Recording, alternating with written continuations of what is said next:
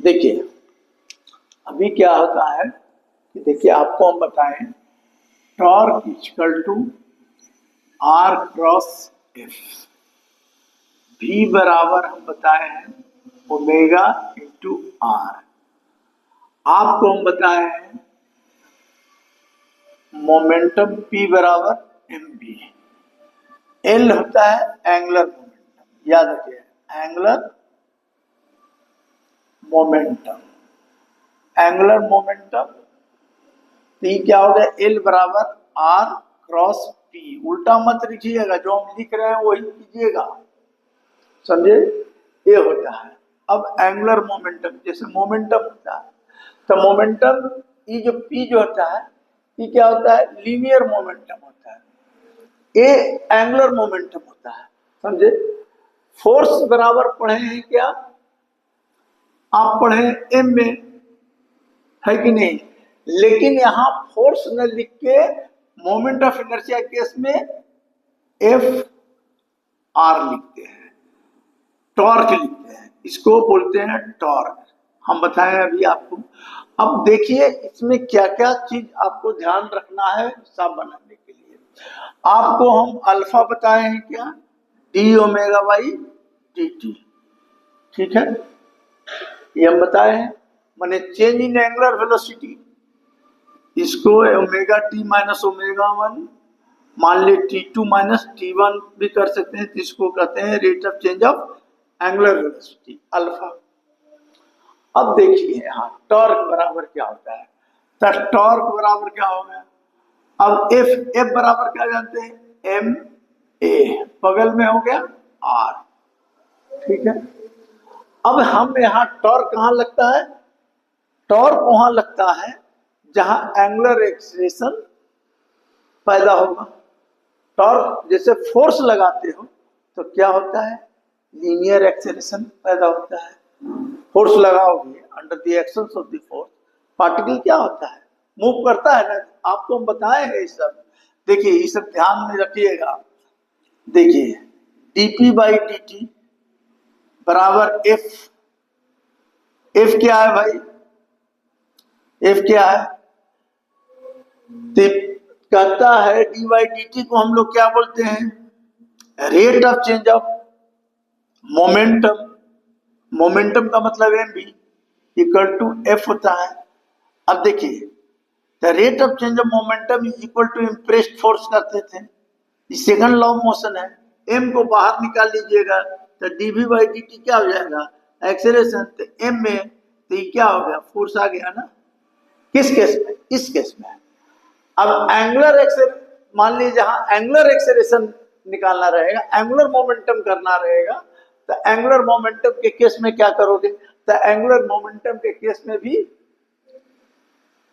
Are cross ए, मतलब इसका मतलब ऐसा हो गया कि ई आर हो गया, आई पी ले लिया, समझे। तो ये एंगुलर मोमेंटम जो होगा एल, तो एल बराबर हो जाएगा आर क्रॉस पी, याद रखिएगा।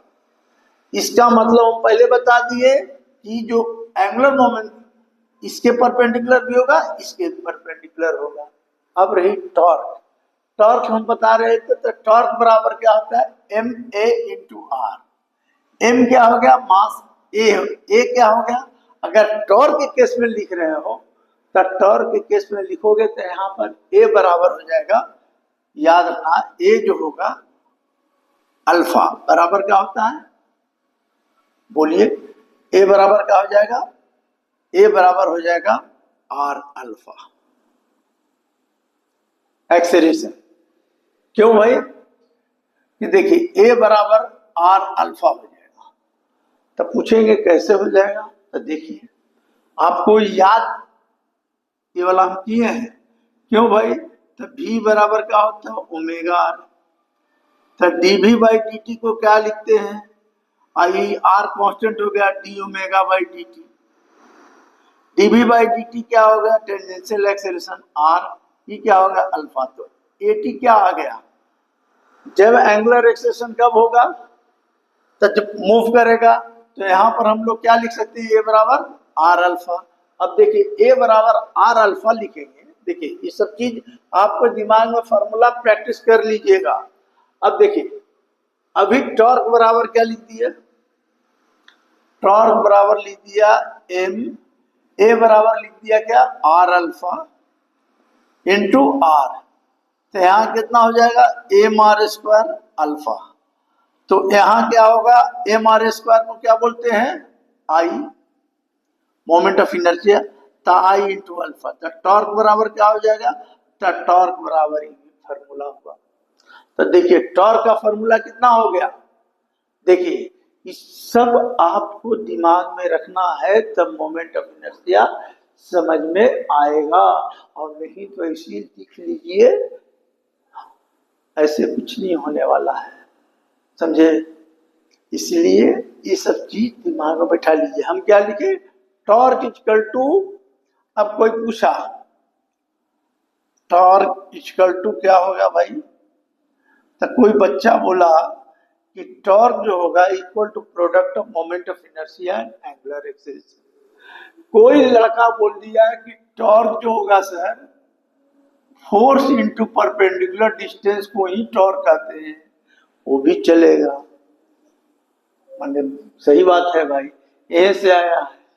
तो मतलब टॉर्क इक्वल टू हो गया आई इंटू अल्फा, माने product of moment of inertia alpha, alpha क्या है तो एंगुलर एक्सेलरेशन। ये सब ध्यान रखिए, अगर आप ये सब ध्यान नहीं रखिएगा तो दिक्कत होगा भाई, बात बोल जैसा। अब देखिए टॉर्क आई अल्फा है, अब देखिए यहाँ torque equal to I alpha है, और हम अभी बताए कि एल बराबर क्या बताए आर इंटू पी, तो एल क्या है एंगुलर मोमेंटम, यहां पर भी समझिए। देखिए तो इसको L equal to R into, तो एल रहने दीजिए आर, और इसको क्या कीजिए पी बराबर क्या होता है एम बी, लिखे हैं ये देखो एम बी है एम बी।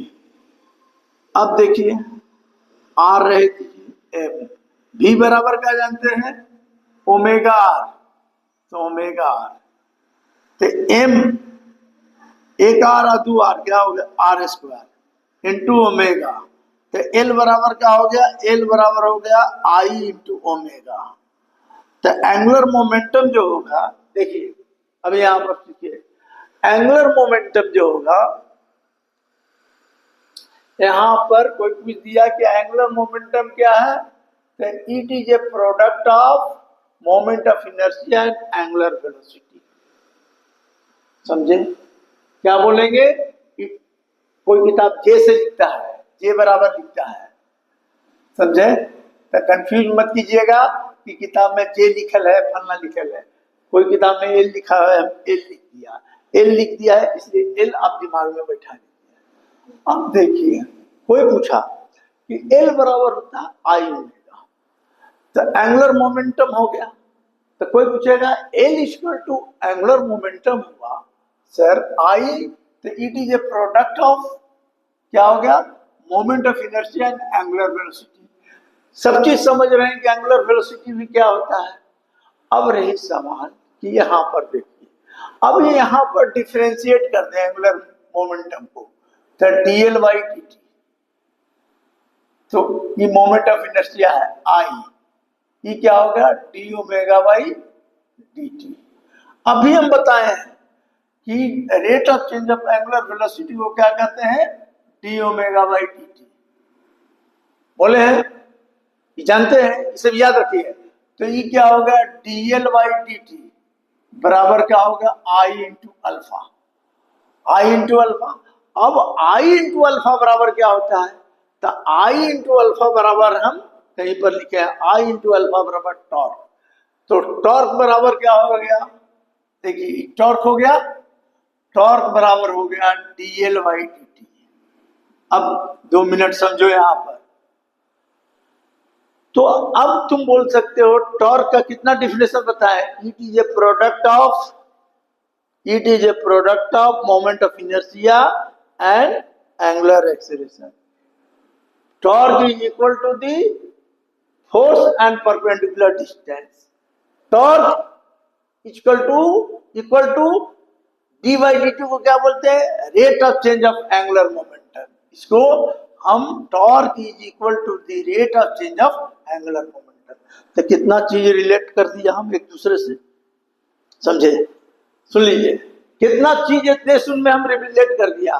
तो इसको हम लोग बोल सकते हैं कि टॉर्क इज इक्वल टू, इसको डी बाई डी टी को क्या बोलते हैं, बार बार हम बताए हैं।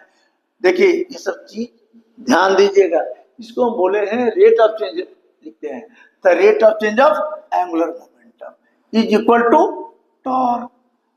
मतलब देखिए, याद हम बोल दिया ना, फिजिक्स में याद करना नहीं है, फिजिक्स में समझना है। और जिसको समझ में आया उसके लिए सब ठीक है, बहुत बच्चे को समझ ही नहीं आ रहा है, अरे हम माथा खराब हो गया है तो हम क्या करें।